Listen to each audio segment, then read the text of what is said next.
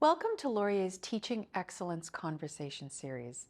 I'm Deborah Van Eyneton, Academic Director of Teaching Excellence and Innovation at Wilfrid Laurier University.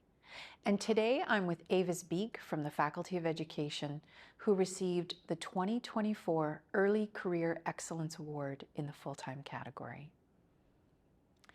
Having joined Laurier nearly 4 years ago, Avis has quickly distinguished herself through her innovative teaching approaches and her dedication to culturally responsive and inclusive STEM pedagogy. Her ability to inspire and actively engage the next generation of STEM educators is evident through her involvement with local schools, as well as her targeted efforts to support underserved groups in education, and I'm so excited to talk to her today.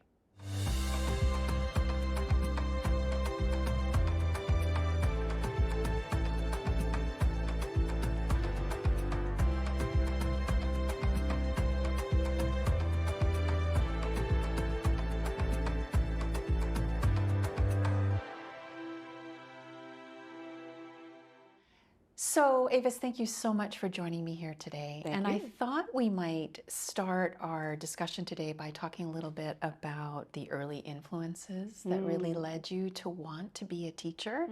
Who were those mentors for you? It's interesting because when I reflect back on mentorship, I do enjoy mentoring students. And I know I've had mentors. It's almost like there was a roster. Maybe we had like a draft and I got a selection, but I've had a roving, changing group because my career's been so varied. I've worked in so many different contexts. And I've had students who've been mentors. I've had colleagues who were classroom teachers like myself who were mentors. I've got a crew of about 9 wonderful mentors in the Faculty of Education right now.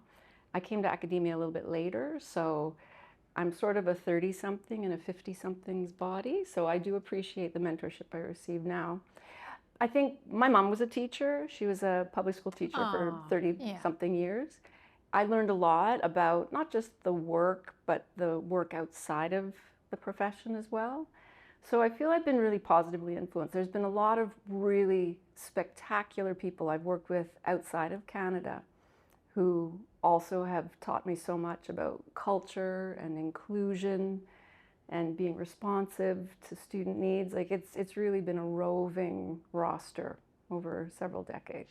Can I get you to talk about your very first teaching job, which is so amazing? That's a great story. Yes, I graduated as a teacher. My teacher training was at UBC in the 90s. And I had been doing a little bit of, for a few summers, I'd been a lifeguard in Inuvik in the Northwest Territories, which was my summer job as a student. That in itself was an adventure. And it was... I was going to say, not many people can say their summer job was a lifeguard in Inuvik. Inuvik, yes. So after that, I was job hunting, and it was one of those eras when there were not a lot of teaching jobs. So through a connection, I somehow found myself as a first-year teacher in a community that's now in Nunavut, at the time was still Northwest Territories, and it's called Arviat. It's a Inuit community just north of Churchill, Manitoba. Yep.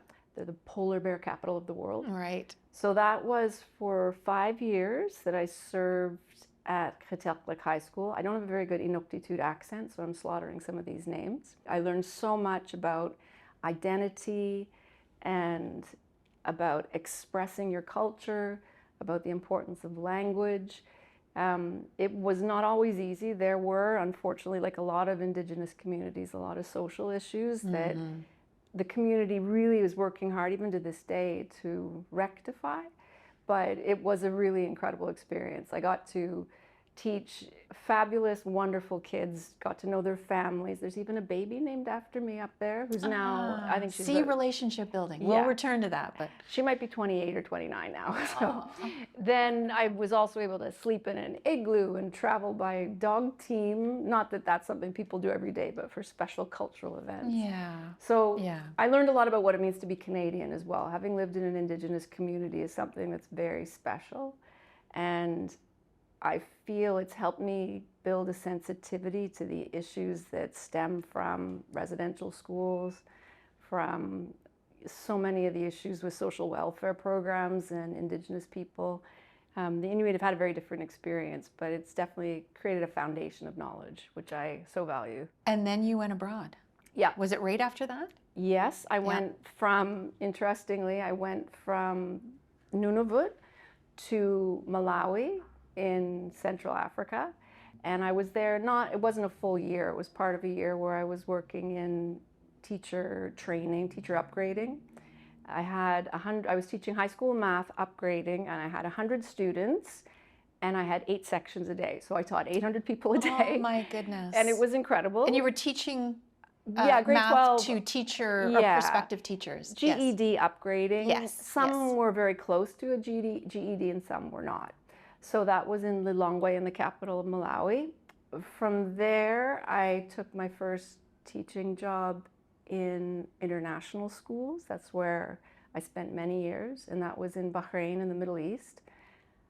I got married in the Middle East to my husband Joe, who also is contract faculty here at Laurier, and he's from England. So we then went to Malaysia, another international school where our kids were born.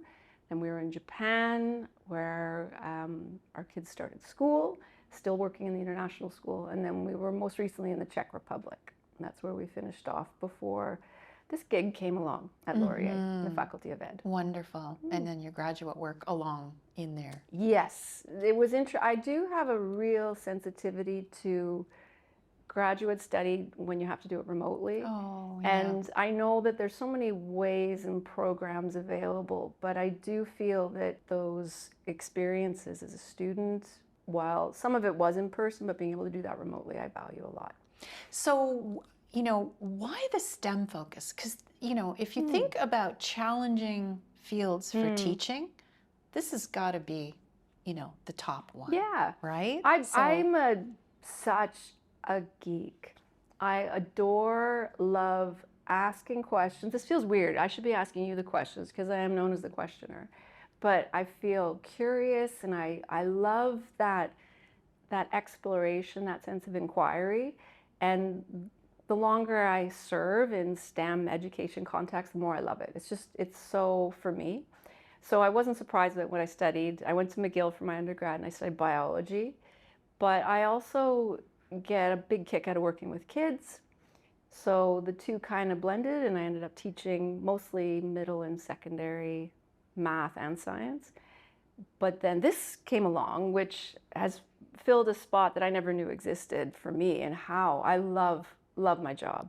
I love my students, I love my colleagues, I love so much about it. Being able to take maybe the wisdom or the mileage of the years and being able to help really inspired, young, hopeful, optimistic people and help them see a place for themselves in making change. I love it. It's been the most satisfying And journey. a place for themselves in STEM education, right? There is a lot to be said about apprehension surrounding STEM subjects. Math gets a lot of attention. Yes. I have a lovely colleague / friend who's a clinical psychologist for the Waterloo region, the school board, Anna Poletska, and she works with us in the faculty on a contract basis. But she had said, and I take this to heart, that whenever you're talking about any level of anxiety or apprehension, you need to give whoever you're working with the vocabulary and the names to identify and talk about what they're saying, what they're experiencing. So I think that's the first step for us. I'd say my math and science colleagues, it's about addressing, naming, and acknowledging that apprehension exists. But then there's a researcher from Stanford who works a lot. Her name is Jo Boaler, and she talks a lot about mathematical mindsets, which ties over to STEM. And it's about that approach that's much less memorization and more about collaboration, much less about algorithmic focused ways of thinking and much more about creative and divergent thinking. So I think that's what we're trying to do in STEM education, is rebrand a little bit, help future teachers recognize that being a, let's say, good science student is not the same as being a good science teacher. They're very different skill sets. And I think that resonates. I think that we do try to sometimes deconstruct some of those negative feelings and replace them with something, like I said, that's a bit more inspired, optimistic. So let's put this in ground level context here. So you've got a new crop of prospective teachers, and they're in your course, and you're trying to turn them on to STEM. What does that look like in your classroom? And are you seeing that hesitancy that, I think I should probably do this to get a job, but I'm not sure that this is what I love? My STEM class that I teach is required, so I get everyone. So exactly. They come in, some of them have said, I haven't taken a science class since grade 10, and there's a reason for that. And then some have come in with a master's degree in science, so you get the whole gamut. What I try to do is make sure that our class is as tactile and kinesthetic and hands-on as possible. I kind of have a rule, I don't talk for more than 10 minutes. I break the rule a lot, but really showing that exploration, the curiosity that kids feel. We break that down pretty much straight away into some different process skills that we emphasize much more than content. So content is what seems to be the root of a lot of the apprehension I see. Yeah, it's hard. I don't get it. Yeah, right? And memorization, and to me, science is more a way of being and thinking. It's not as much about knowing a certain canon of knowledge.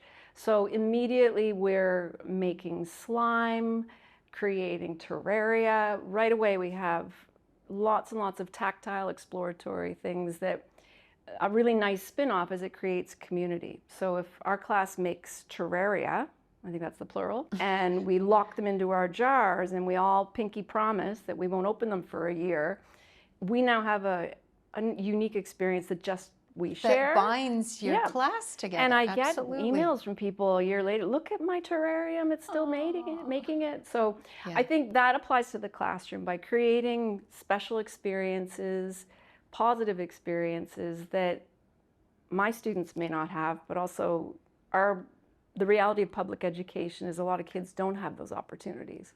So create that special feeling, that inclusion right off the bat. We have a lot of laughs. We have a lot of accidents. As much as possible, we just want to make sure that what we're trying to get across is that way of thinking, those science process skills. And my students get that. I think they can recognize that's different from knowing the periodic table, the parts of a cell. So let me just jump off of that and continue down that pathway and say, not only are you doing STEM in a unique way and bringing prospective teachers into that field, you're also really thinking hard about how you teach STEM and how you can become a STEM teacher that is inclusive and culturally responsive. In our work in the Faculty of Education, I feel like I have at every given moment 40 eyes. They're learning, but they're also watching. So it's like this double level of experience. And scrutiny. I don't know why, but our students are very generous. They're very forgiving, because I make considerable numbers of mistakes every day, but I feel like they're very, very thoughtful and accommodating. When we're in classes, there's several different approaches or pedagogies that are, like, I think, culturally relevant, culturally responsive, and culturally sustaining. And this is from research that's come from the States, from Gloria Ladson-Billings and Geneva Gay, and most recently Django Paris. And they've worked a lot with educators in the States who serve communities that are predominantly kids from Black communities, and looking at how we can acknowledge and bring their culture to the classroom. So as much as possible, whenever I have an opportunity in STEM, I'm showing role models who are Black, Indigenous, or racialized. When I'm selecting articles, I'm trying to prioritize the voices of people who come from groups that are marginalized. Whenever possible, I bring in examples from different cultures, different languages, different countries. That's the nice thing about my background internationally, is I can draw that in a little bit. Absolutely. But we really want to make our students, and in turn their students, feel they're part of this. They see themselves in it.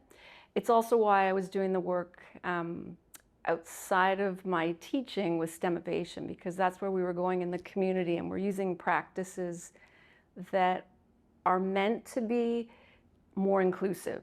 So it's how we how we position ourselves with students, how we communicate instructions, how we assess students, all these different subtle moves that teachers can make. We're modeling always, and hoping that our students take those into their classrooms. So then tell me about the work of the Equity, Diversity, Inclusion, and Indigenization Coalition, because that's sort of work faculty-wide that's promoting yes. these kinds of approaches. Yeah, Artavan Izadarad has been instrumental. He joined the faculty, but also not long after started this coalition. And now he and Jennifer Straub have done wonderful work drawing in folks from all corners of the faculty and the community and the university who are just passionate about working towards equity. The thing I'm really excited about, and I've been involved for a few years, we do a teacher diversity event. We draw in students from the local high schools who are Black, Indigenous, racialized groups, and we just give them a day at Laurier where we show them not just the physical experience, but we have role models from their communities who are students to talk to them about what it's like to be planning to be a teacher. I think people are aware the workforce is very skewed. We don't have the demographic in the teaching workforce that we do in society, so this is important. And I just had yesterday, one of my students who's in my first year International Education Studies class had said to me, I had asked her if she'd like to come and be a volunteer speaker at this event. And she said, oh yeah, I'm totally into it. And the reason, I didn't realize this till I spoke to her yesterday, she had gone to the event last year as a grade 12 student. Oh, so she was now a Laurier and student. She is now in our program. And I thought, did we actually advertise our program? She's like, you did. She had a lovely coworker who's also in our program who also coached her and gave her some great tips. So I just feel it's full circle to see the work of the EDI and I coalition drawing in students who are from those groups that are underrepresented. I think it's wonderful work. And I think Artavan and Jennifer do so much. It's really, really impressive. I guess that's modeling for prospective teachers.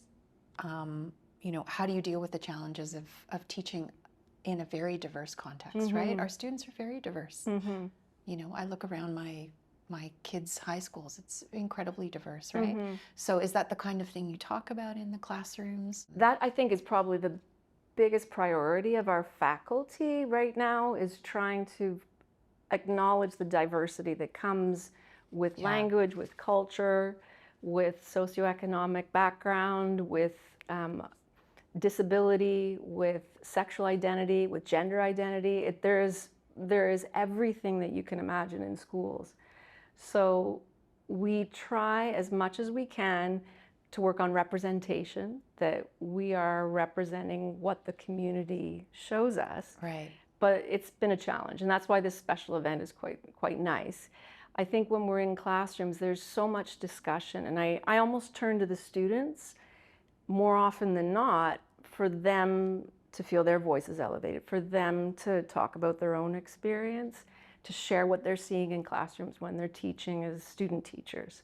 So there's a little bit of a power shift, I think, in our faculty, because it's a professional certification program. But also being very responsive. Yes, and I think that we, as much as we can, try to draw in those voices. And I'm hoping, as I haven't thought about this before now, but I'm hoping in turn they recognize that that's happening in their classes and they can do it in the same way when they're in the field as teachers. So your approach to teaching STEM and to recognizing, the challenges associated with teaching to diverse, communities, and getting into the community, which we'll talk about in a minute, but that is really linked to your approach to internationalization, which is, trying to develop the intercultural competencies of your students. Right, you're actively doing that, and of course you have a perfect background for it. Tell us about the International Studies Education Program. Oh, I love it. This is awesome. Well, your enthusiasm for it really comes through in the dossier. I think the STEM part is like my bread and butter. It's my everyday, and then we call it the IES, International Education Studies. That's your gravy? That's it for sure. And Steve Sider and Alex Lata, who are at the university still, Yeah. and Colleen Willard-Hold, our former dean, brought this into being. The program, I think, was probably first talked about in 2017. And it was a time when a lot of teachers across Canada weren't able to get full-time jobs. So they were graduating and they were supply teaching or not even that. And a lot of them were going overseas to work internationally. Right. That's why I went overseas in the first place many years ago. And it's kind of evolved now. And I think I've learned a lot from things like being involved in the EDI and iCoalition, from seeing, again, these mentors that I'm working so closely with. I'm learning a lot about how we're rebranding the program a little bit once again. And what we are trying to do is it's kind of like a tripod. They take courses that our faculty offers in international education. So we have literacy, numeracy. They do an adult education, kind of like a smattering, not anywhere near what you do in a teacher certification. Then they have equally courses in global studies, and I love global studies. They are the most interesting, compassionate, principled folks in that department. It's wonderful. And they give them that geopolitical context, that social, cultural sense of what it means to be human, I think. So those are the two of the corners. And then the third corner is experiential learning. So they do up to 3 placements. They do a local placement in second year in I would say an interculturally themed program, whether it's Adventure for Change, a partner that we've done a lot of work with, or in a multilingual classroom. They do, between third and fourth year, the option to take an extended placement locally in an international organization, or they can go overseas. And this year we're planning 4 to 6 weeks we've already done this for a couple of years, but we're the biggest ever this year. I think we've got Malaysia, South Korea, Japan, China, Ghana, England, Italy, and Colombia, a new So partner. students in all of those countries this year. And what's the size of the cohort? This year I think we're sending about 40. It's amazing. Our program's growing, word of mouth, it's growing. Yes, So we're yes. kind of planning, we may have a bit more than what we need in anticipation of this growth. And it's transformational beyond belief, that experiential learning piece. I think when we talk to them when they return, I think that's when it's the most noticeable, is their views on not only their own career path, but on what it means to be different, how to be in a place where you can't communicate. How to build relationships in challenging contexts. Absolutely. Yeah. And it's been lovely. I've done some research connected with this, and I've been able to take on a few research assistants from our program who are learning about how to do this kind of social science research, which is a little different from our education research. And we're seeing so much about intercultural competence and its development. So at the center of our tripod, because of the research I've been doing, we have global studies, we have our education courses, we have experiential learning. At the center, at the heart, is that intercultural competence. And that's what we're really working on, helping students recognize what their identity is, how that affects their positionality as an educator, what kinds of things they need to be aware of if they want to truly be interculturally competent. I think it's beyond being an educator, it's just being a member of society, a contributing citizen. These are really important things. So I feel our IES program is wonderful. We have amazing students. They are so, in Japanese there's the word genki, which means like just up for anything, and very positive, and they are genki, these kids. And so the research that you have going is looking at the impact of the program on the development of these students. I have 2 projects. The first was more about what was happening in terms of their experience on campus and the classes they were taking. And I have the data that's being processed, I guess we could say. And then the second is more about what the impact was on when they have done a placement. Some of them did the placements locally and some abroad. Part of the assessment in that course was a portfolio, and we divided into modules because they take a course in a conjunction with the placement. And the modules were meant to provide lots of choice in terms of what students wanted to explore, and then they would prepare a fairly robust portfolio entry, which then led to the final assessment in the course. And we now, with my research assistants, we're analyzing those portfolios. We're looking at which of our program learning outcomes have been touched on, a lot of which do point towards intercultural understanding.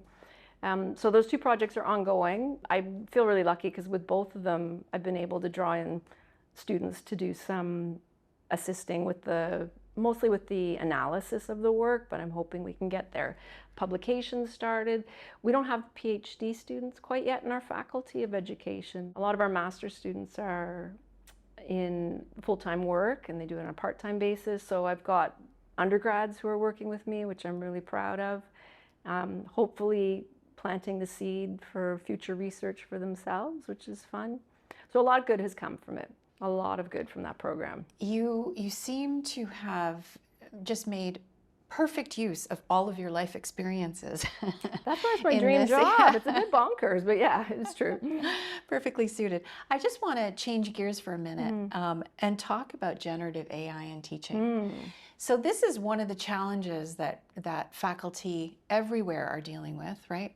How do we ride this line constructively where we educate students on, you know, some of the weaknesses of these tools and to use it constructively but critically, but also to get them to use it because we know that in their life beyond Laurier, it's going to be part of their professional experience, very likely. So I wonder if you could share how you're using generative AI in your courses because you're doing some pretty neat things. Yeah, I'm trying. Yeah, it's a very good question. It's okay. Everybody's trying. Everybody's trying. I'm trying. I have two daughters in their 20s, and I learn a lot from them. One of whom is doing... They're way ahead of us. Yes. One of whom I'm really proud of. She's doing her master's right now, and a big component of her work, of her research, is related to AI. So I've got this private tutor that I can consult with. So I've learned a lot from her. I give her a lot of credit. My other daughter's a little more reluctant, and I also see that's pretty common. I have students, most recently, I gave an assignment where they had to respond to a video, and it was meant to be a reflective piece where they were doing the what, so what, now what breakdown. Yeah. I used a great resource that was on the website at Laurier. Yes. So it went really well, but I said to them, look, I want to know, this is your first piece. I'm going to allow AI for this very specific purpose. So everyone had an appendix to the assignment they had to add. I gave them the exact text. And I think I probably used something I found on the Laurier website where they had to give the name of the tool and how they used it. And if they used ChatGPT in particular, they could use there's a way to copy the URL of the conversation. Yes. So that went well. There are still some that I had to counsel because they weren't recognizing the difference between AI generated and AI maybe edited. There's a voice, just because I teach a lot of undergrad courses, first year courses, you can hear the voice. There's words like moreover. No one says moreover. Yes. So there are things you can very characteristic. Yeah, it's not hard for me now. So some things that I've been doing, I talk a lot to grade 12 teachers because they're in a little bit more of a controlled environment, but they're only a year away from our students. And a lot of them do things like take a writing sample early in the course. And I have them most weeks, they do an exit ticket, and some of those exit tickets are longer, where they have to reflect on something or comment on something. And if I have a baseline of where students are, then I kind of know where they're going to be at in their formal writing for assessments. So this next phase that I'm going to try, I was supposed to do it yesterday, my class, but I ran out of time. I want them to, in this one, it's a different kind of task where they're going to generate an image, and I want to do it collaboratively together. I want to actually show them, because from what they tell me, they don't get shown very much. Everyone assumes that someone else is showing them what to do. So the idea is on the big screen, together we're going to use different AI generative tools to create this image that will lead to another step in their process. And I have a pre and post survey because I do want them to be honest, even though some of them are terrified and won't touch it. Some of them just don't want to admit it. So I want to kind of build up a little information in advance, do the co-creation together, and then follow up. In the past, in teacher training, we're a little more open because teachers in the field are using it. I'm using it. I created a case study a few days ago just using ChatGPT. So it's a matter of helping students be accountable and transparent. I think also helping them recognize the purpose of the writing. If it's personal reflective writing, that's different from producing a product that they could use professionally. And so helping them make those decisions about its appropriateness. We've had a lot of students who want more, and I think that my problem is I'm a little aged and I'm not as close to the learning curve. So it's hard for me. I think it's hard for a lot of instructors at Laurier. Yeah. So it's a matter of, I get a lot out of my 22-year-old coach, and I think that's something we have to do is turn the table a little bit and put the voice, give the voice back to the students that are using it. And I do find I learn a lot. They are surprisingly candid sometimes about what they're telling me about how they use it, when they use it. And that to me is sort of, it's not even a co-learning. It's almost like we've reversed the learning a little bit. I have to learn from them to be able to teach them. One of the things that I think has been really effective is that Teaching Excellence and Innovation has been doing these faculty spotlights, right, on generative AI, and sort of in an effort to capture the incredible amount of learning going on across campus, you know, on this. Individual faculty who are trying new things, profiling that, say, this is what I did in the class, you know, this is how it turned out, this is what the students said, right? So that, you know, as colleagues, we can view that and say, oh, okay, I should try that. I need to check that out, because that's what I was going to do yesterday, and I didn't quite get there. So next week, before next week, there's a few good spotlights on there on that. We keep building them, right? Because again, I think there's so much innovation happening across campus, but we just need to make sure that we're capturing that and sharing it and building on it, right? Yeah.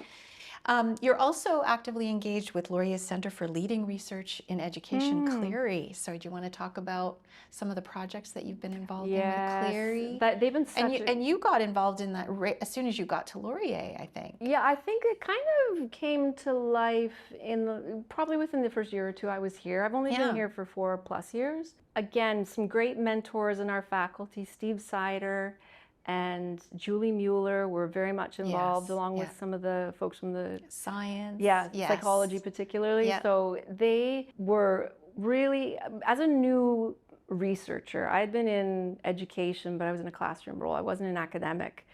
And so coming here and trying to just navigate all the different things that are available and all the different approaches. Meanwhile, it was during the pandemic on top of that. Oh, goodness, I think Cleary provided a lot of really great guidance, and a lot of it was through just those conversations and mentoring relationships that evolved. And Cleary really links the public education system with what we're doing. And That's a real I found strength. Cleary is so supportive. It's such a wonderful environment when I've been seeking grant support, and they are always willing to provide, you know, any kind of support they can to help build that outreach. I'm really passionate about getting grants that go out into the community, and they were always offered great tools, and it's been a big part of my development as a researcher, because I am fairly new to this jam.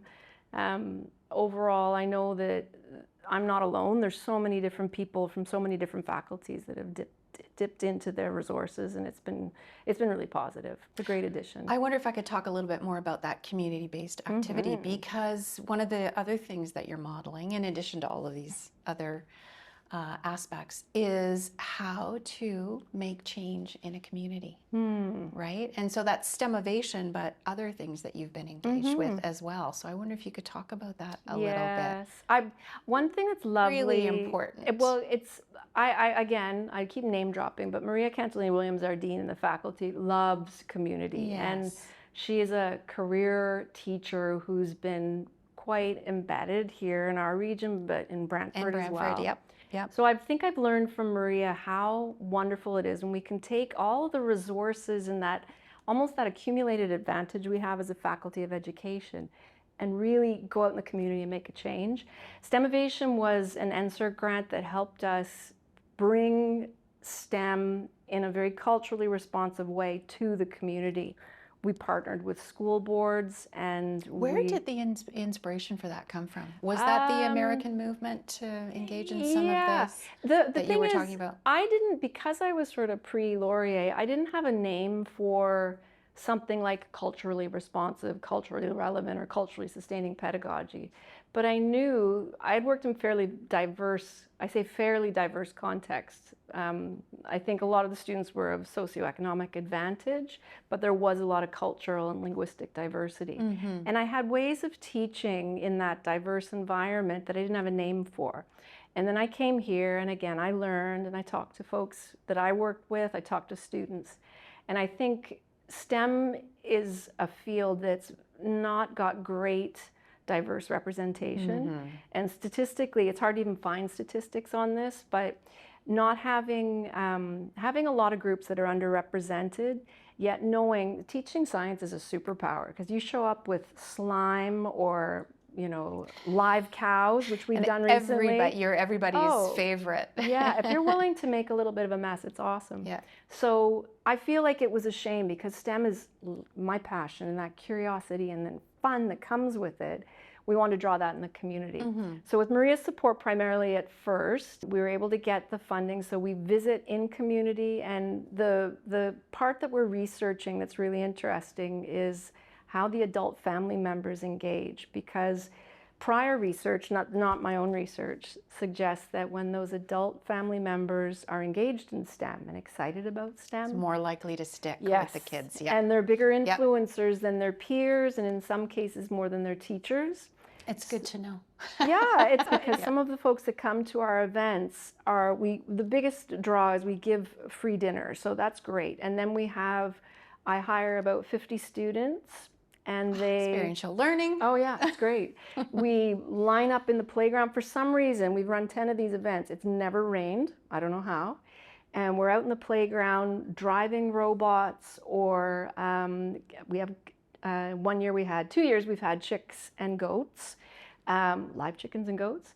We have construction design projects. We have, you know, big scale, small scale things. There's food, there's music. It's this beautiful festival environment. The principal usually stands back and just loves the vibe that's created. My students get great experience, and I'm asking them to work on like high interest activities that they can demonstrate quickly, that don't require like low text reliance, very visual, because I think that can engage a lot of different ages, a lot of different language groups. There's very specific ways that I ask them to interact with kids in terms of how they stand and where they stand and how they interact with materials.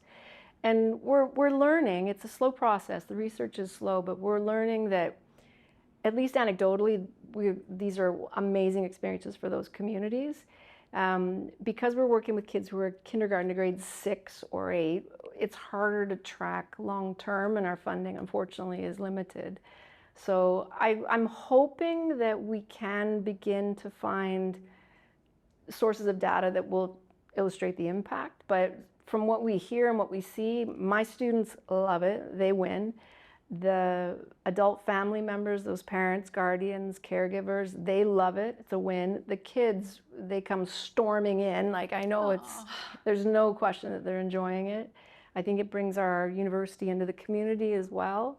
So it's kind of a win-win. It's a lot of work, but I love it. It's been great fun. But that's definitely a key strength that you show, is this your ability to build communities inside and outside of the university. It's so important. I dig community a little bit. It's interesting because where we picked up and moved dramatically from country to country, there was always from across the globe. Yes, exactly. Yeah. When we arrive somewhere, there's a pop-up community waiting for us, because we're arriving in a new international school, and there's a lot of people that are expatriates. And then we came here, and there was sort of a pop-up community, but not in the same way. We had to build that. And it's interesting, like I said, my husband's been working in the faculty as well. I've found community at Laurier. Like, I've found my people, which is a wonderful thing. But I've also found there's community with students. There's community with those partners that we've built around our region. Like, I'm kind of having to turn away some people, because there's so much enthusiasm. There is, right? People know a good thing when they see it. Yeah. I wish we had more. It boils down to, you know, time and resources and stuff. But and bodies. Yes. Well, I do. I even have to turn away. I don't turn away students if I can at all avoid it, but I will be bombarded come about March with students who want to get involved in our outreach program, and it's great. It's just so positive. I don't really want to take credit. I won't take credit because we have this huge team. I know that like Jennifer Straub was instrumental from the start. She's a wonderful colleague who I've learned so much about community development. We have our program manager, Joe Monks, who's been excellent. So many of my colleagues have stepped up, and it's been really positive. And then the students, I can't even begin to say. They have a superpower that I don't possess. They're cool. I'm not so cool. They're cool. So they really just impact those kids so positively. I'm sure they think you're cool too. I'm maybe slightly cool, a little cool. Okay, so you're an early career teaching excellence winner. What comes next? What are you going to do with your people? You were talking about all your communities. I'm sure you're cooking up some things with your different... Yes, it's a challenge because I found I have a double life. I have a STEM life and I have an international education life. And if I could find a way, and there's been some ways that I've looked at integrating the two. I want to really continue to work on research. I want to make the research inform what I do as a teacher, as an instructor, as someone who's part of the faculty. I want that to stream in a little better. I'm really loving the AI stuff, and I'm intrigued by how students love it, fear it. It's a strange relationship. I still don't really get those who fear it and won't go near it. And then I also don't really get those who just rely on it 100%. I really want to dig into that. It's not going away. And if I'm using it professionally, like I think a lot of people are, I think they need to have that experience too. So that's definitely two areas I want to dig in more. And it's all about teaching. I feel, yes, we are researchers, we are instructors, and we do service. And I know those are the components. But for me, that teaching is the love. I feel like whatever I can do to make that teaching experience more positive for me, make the learning experience more positive for students, I'm in. Well, thank you so much for joining me here today. Thank you. This is lovely. I really enjoyed the discussion. My thanks to Avis Beek for joining me today, and I hope you will join me for more conversations that celebrate exceptional teaching practices, explore diverse teaching philosophies, and discuss the future of higher education teaching and learning.